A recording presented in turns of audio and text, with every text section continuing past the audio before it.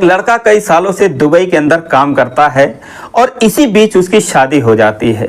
लेकिन शादी के बाद जब फिर वापस दुबई जाता है तो अपने पत्नी के बिना उसका दिल ही नहीं लगता। वो हमेशा के लिए वो काम छोड़कर अपने देश वापस आ जाना चाहता था कि ताकि वो अपने खूबसूरत पत्नी के साथ अपना वक्त बिता सके। लेकिन दोस्तों, इससे उस कंपनी का बड़ा नुकसान होने वाला था। फिर कंपनी वालों ने एक आइडिया लगाया कि उसकी पत्नी को ही वहां पर बुला लिया कि ताकि वो अपने पत्नी के साथ भी रह सके और उनका काम भी होता रहे। लेकिन दोस्तों, कहते हैं कि आप कितना भी पैसा कमाओ लेकिन कभी भी अपनी पत्नी को दुबई में या गल्फ कंट्री में लेकर नहीं जाना चाहिए, क्योंकि वो वहाँ पर सुरक्षित नहीं रह पाती हैं। दोस्तों, ये बात उसे भी इस बात का हमेशा डर लगा रहता था और एक दिन जब उसके मालिक की नज़र उसके पत्नी पर पड़ती है तो दोस्तों वो उसका दीवाना हो जाता है। बहुत ही रोचक कहानी, बहुत अद्भुत कहानी है। दोस्तों, आइए जानते हैं पूरी कहानी इस वीडियो में। लेकिन वीडियो में आगे बढ़ने से पहले बस वही रिक्वेस्ट कि आप वीडियो को लाइक कर दीजिए, चैनल को भी सब्सक्राइब कर लीजिए ताकि मेरा हौसला बढ़ता रहे। दोस्तों, ये कहानी है उत्तर प्रदेश के जौनपुर की। एक लड़का जिसका नाम सुनील होता है, 2003 से वो दुबई में बतौर इलेक्ट्रीशियन काम करता था। वो बहुत ही अच्छा इलेक्ट्रीशियन होता है।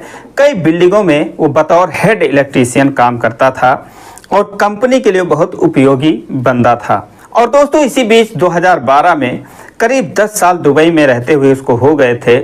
उसकी उम्र 30 साल हो जाती है। अच्छे खासे पैसे भी कमा लेता है तो सोचता है कि अब पैसे ज़्यादा कमाने से क्या फ़ायदा, अब तो शादी भी करनी चाहिए। दोस्तों, वो घर आता है और एक बहुत ही खूबसूरत लड़की जिसका नाम संध्या होता है उससे शादी कर लेता है। अब दोस्तों, शादी के बाद सुनील और संध्या बहुत ही प्यार मोहब्बत से रहने लगते हैं। लेकिन कहते हैं कि अच्छे दिन कब गुजर जाते हैं पता ही नहीं चलता। दोस्तों, 3 महीने यूं ही बीत जाते हैं और उसकी छुट्टी ख़त्म हो जाती है। उसके बाद वो संध्या को उसके मायके छोड़ देता है और उसके बाद दुबई चला जाता है। तो फिर दुबई जाने के बाद उसका और संध्या का एक दूसरे के बिना दिल ही नहीं लगता। संध्या उसको फ़ोन करती है और कहती है कि आप मुझे छोड़कर कहाँ चले गए, आपके बिना मेरा मन ही नहीं लगता। सुनील कहता है कि अभी तो मुझे आए हुए 1 महीने भी नहीं हुए हैं, अभी तो छुट्टी मुझे 2 साल बाद मिलेगी और जो तुम्हारा हाल है वही हाल मेरा भी है, लेकिन मैं क्या कर सकता हूँ। संध्या कहती है मैं कुछ नहीं जानती, कैसे भी करके तुम आओ मेरे पास, मैं तुम्हारे बिना नहीं रह सकती। दोस्तों, फिर वो सोचता है कि यार सही बात है, 30 साल की मेरी उम्र हो गई है, अब तो मैंने शादी की है और अब मैं इतना पैसे कमाकर भी क्या करूँगा जब अपने पत्नी को ही टाइम ना दे पाऊँ। दोस्तों, वो अपने मालिक से कहता है कि मैं अब घर जाना चाहता हूँ, मेरा हिसाब कर दीजिए। तो दोस्तों, चूंकि वो 10 साल से काम कर रहा था, उसके फंड वगैरह भी कट रहे थे, 2-2.5 लाख रुपए या 3 लाख रुपए उसके बन रहे थे। उस हिसाब से सोचता है पैसे आसानी से मिल जाएंगे, मैं घर जाऊंगा, वहीं पर कुछ काम करूंगा। लेकिन दोस्तों, उसका ये रास्ता इतना आसान नहीं होता है। अब दोस्तों, सुनील मैनेजर से कहता है कि मैं ये काम छोड़ना चाहता हूँ।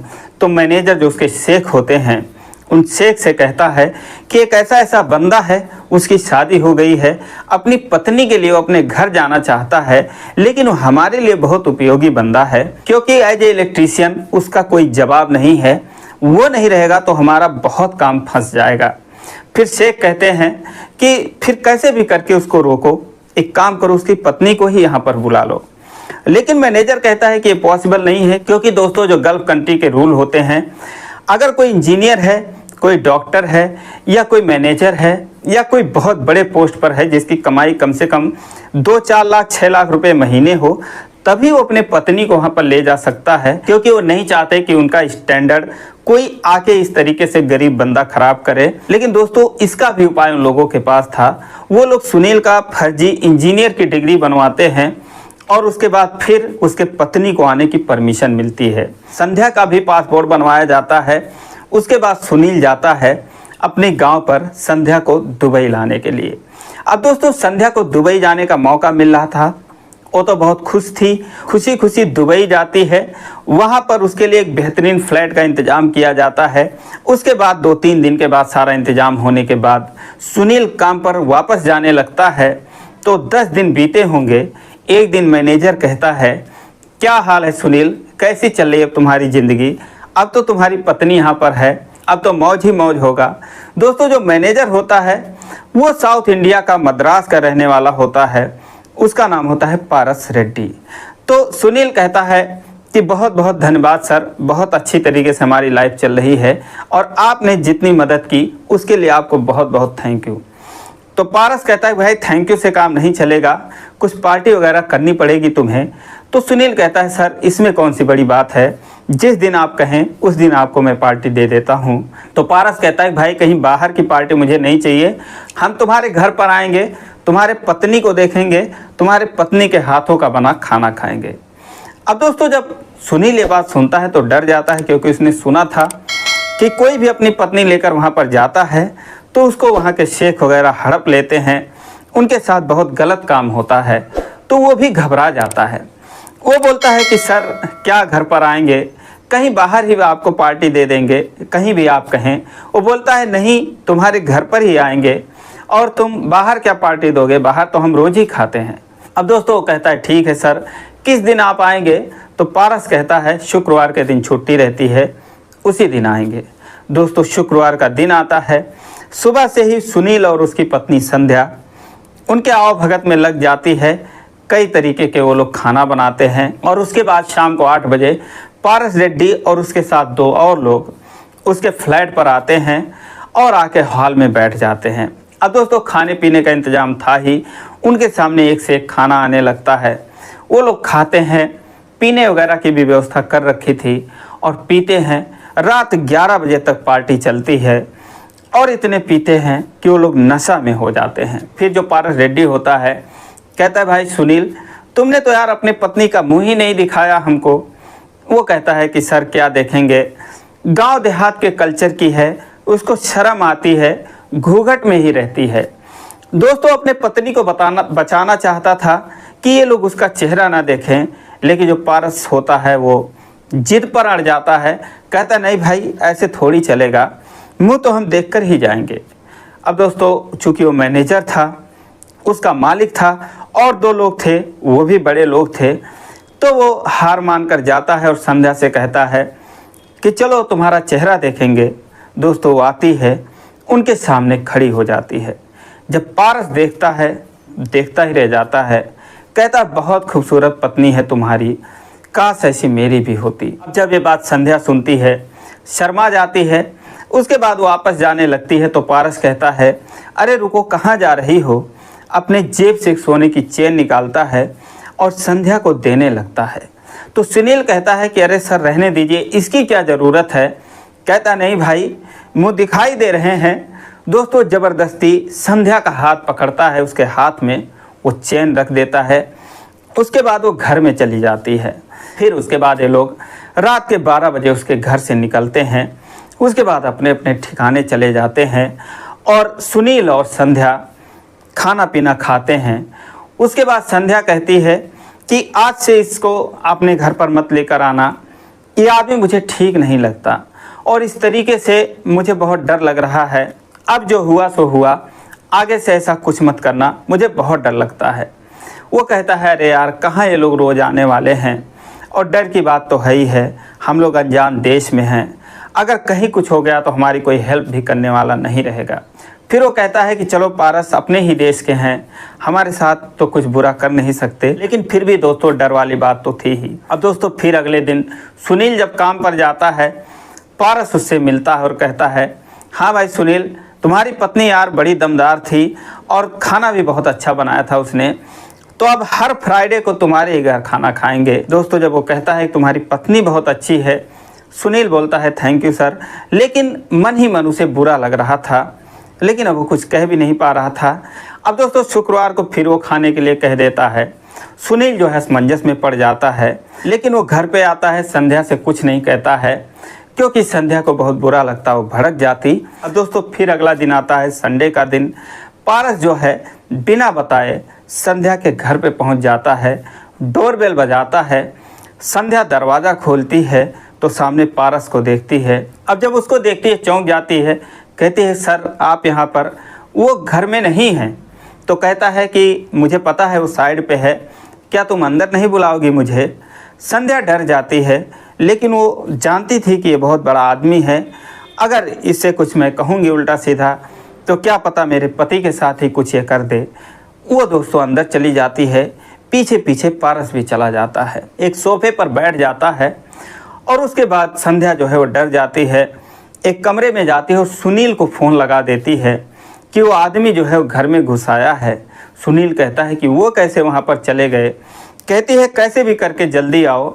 वो कहता है मैं तो बहुत दूर हूँ लेकिन फिर भी आने की कोशिश करता हूँ। अब दोस्तों फ़ोन कट जाता है। संध्या जो है फिर जाकर उसको देखती है तो पारस वहाँ पर बैठा रो रहा था। अब उसके समझ में नहीं आता, वो हैरान रह जाती है कि यहाँ पर बैठ के रो क्यों रहा है। वो उससे कुछ पूछती भी नहीं क्योंकि वो तो डरी रहती है। दोस्तों 1 घंटा वहीं पर बैठकर रो रहा था। तब तक जो है वहाँ पर सुनील आ जाता है।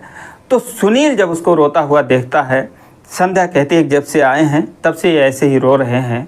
वो जाके पूछता है सर क्या हुआ आपको, आप रो क्यों रहे हैं। तो दोस्तों और ज़ोर से रोने लगता है। फिर वो पूछता है सर आप यहाँ आकर क्यों रो रहे हैं, क्या बात है। तो दोस्तों अपनी कहानी बताता है, बोलता है सुनील मेरी भी यार तुम्हारे पत्नी की तरह एक पत्नी थी, लेकिन उसने जो है दूसरी शादी कर ली क्योंकि मैं पैसों के पीछे भागता रहा। वो बार बार मुझे फ़ोन करती रही कि तुम आ जाओ, तुम्हारे बिना मेरा मन नहीं लगता, मेरा दिल नहीं लगता। लेकिन मैंने पत्नी के बजाय पैसों को अहमियत दी और उसने दूसरी शादी कर ली। तो आज मेरे पास करोड़ों रुपए हैं, लाखों रुपए महीने कमाता हूँ, लेकिन आज मेरी ज़िंदगी भिखारियों जैसी है। तो सुनील कहता है लेकिन सर आप यहाँ पर किस लिए आए, आखिर क्या काम है। तो कहता है कि मैं तुम्हारे पत्नी से पूछने आया था कि अगर तुम्हारी नज़र में मेरे लिए कोई लड़की हो तो मेरी भी शादी करवा दो। अब दोस्तों सुनील हैरान हो जाता है, कहता सर आपकी उम्र 40 साल की हो गई है, कौन सी लड़की आपसे शादी करेगी। तो संध्या कहती है कि मेरी एक बहन है, तलाकशुदा है, 35 साल उसकी एज है, क्या अगर उससे आप शादी करेंगे तो मैं बात करती हूँ। तो पारस कहता है कि कैसी भी लड़की हो बस मेरी शादी करवा दो, क्योंकि घर पे भी मेरा कोई नहीं है, माता पिता थे उन दोनों की मौत हो चुकी है, मैं अकेला पड़ गया हूँ, रिश्तेदार भी कोई मतलब नहीं रखते। तो संध्या कहती है ठीक है मैं बात करूँगी। अब दोस्तों उसके बाद वो अपनी माँ से गाँव में कॉल करती है, जौनपुर में अपनी बहन से बात करती है और कई बार सुनील और संध्या की पारस से बात होती है, मुलाकात होती है। अंत में इन लोगों को भी लगता है कि पारस वाकई में सही बंदा है। दोस्तों संध्या की बहन का नाम राधा होता है। पारस जो है इंजीनियर था, उसके पास डिग्री थी असली वाली। तो वो जो है पासपोर्ट बनवाता है राधा का और राधा को दुबई बुलाया जाता है। पारस और राधा दोनों पति पत्नी के रूप में रहने लगते हैं। सुनील का जो फ्लैट था 2 बेडरूम का फ्लैट था, उसी में लोग एक साथ रहने लगते हैं और 1 साल बाद फिर गांव जाते हैं, एक मंदिर में सादगीपूर्ण तरीके से शादी करते हैं। उसके बाद फिर दुबई में आ जाते हैं और एक साथ बहुत शानदार तरीके से रहने लगते हैं। दोस्तों 10 साल वो लोग एक साथ रहते हैं। पारस वाकई में बहुत अच्छा आदमी था, बहुत सारे पैसे थे उसके पास। उसके बाद पारस ने उन लोगों को कई देशों की सैर कराई। 10 साल बहुत आराम से रहे। इस बीच पारस और राधा के 2 बच्चे हुए, संध्या और सुनील के भी 2 बच्चे हुए। सारे लोग दुबई में ही रहते थे। अब दोस्तों सब कुछ ठीक चल रहा था, लेकिन 2023 में 50 साल की उम्र में पारस रेड्डी की हार्ट अटैक से मौत हो जाती है। उसके मौत के बाद पूरा परिवार सदमे में डूब जाता है। सारे लोगों का रो रो कर बुरा हाल हो जाता है। उसके बाद किसी का दुबई में दिल ही नहीं लगता और सुनील वहाँ से सबको लेकर घर चला आता है।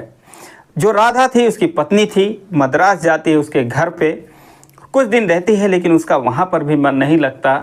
अंत में जो वहाँ पर उसकी प्रॉपर्टी थी थोड़ी बहुत, उसको वो बेच देती है और जो भी उसके खाते में पैसे वगैरह थे पारस रेड्डी के, क्योंकि पहले से पता था कि उसको दिल की बीमारी है, तो उसने सारा कुछ राधा के नाम कर रखा था। दोस्तों आज तो उनके पास पैसों की कमी नहीं है, लेकिन पारस रेड्डी की कमी उन्हें ज़िंदगी भर खलती रहेगी। वो लोग उसे बहुत याद करते हैं। तो दोस्तों ये रही कहानी। आप लोग कैसी लगी कमेंट करके ज़रूर बताएं और अच्छी लगी हो तो वीडियो को लाइक नहीं किया तो लाइक कर दीजिए, चैनल को सब्सक्राइब कर लीजिए। फिर मिलेंगे अगले वीडियो में, तब तक के लिए जय हिंद।